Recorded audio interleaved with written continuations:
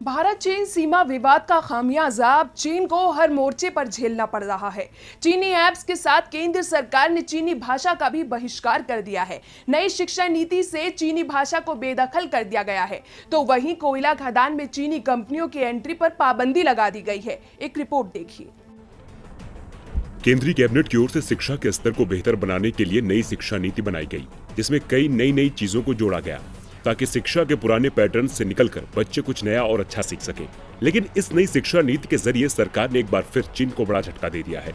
नई शिक्षा नीति के तहत फॉरेन लैंग्वेज की लिस्ट बनाई गई है, जिसे छात्र सेकेंडरी लेवल पर सीख सकते हैं। इस पर लिस्ट में चाइनीज लैंग्वेज का जिक्र नहीं किया गया है। हालांकि 2019 में जारी किए गए विदेशी भाषाओं की सूची के खाके में फ्रेंच, जर्मन, स्पेनिश और जापानी के अलावा चीनी भाषा का भी उल्लेख था।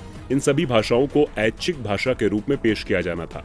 लेकिन चीन के साथ भारत के उपजे विवाद के बाद भारत सरकार ने अपने फैसले को पलटते हुए चीनी भाषा पर रोक लगा दी है। वहीं तिलमिलाए चीन ने इस मुद्दे पर भारत से राजनीतिकरण न करने को कहा है। इसे लेकर भारत स्थित चीनी दूतावास का बयान भी सामने आया है। चीनी दूतावास की तरफ से कहा गया कि उम्मीद है भारत कन्फ्यूशियस इंस्टीट्यूट और चीन भारत उच्च शिक्षा सहयोग के उद्देश्य पर निष्पक्ष व्यवहार करेगा, राजनीतिकरण से बचेगा और चीन भारत के बीच सांस्कृतिक आदान प्रदान का स्थिर विकास जारी रहेगा। चीनी दूतावास ने आगे कहा कि दोनों देशों के बीच तेजी से बढ़ रहे आर्थिक व्यापार और सांस्कृतिक आदान प्रदान के साथ भारत में चीनी भाषा शिक्षण की मांग बढ़ रही है। कन्फ्यूशियस इंस्टीट्यूट परियोजना पर चीन भारत सहयोग 10 सालों से अधिक समय से चला आ रहा है।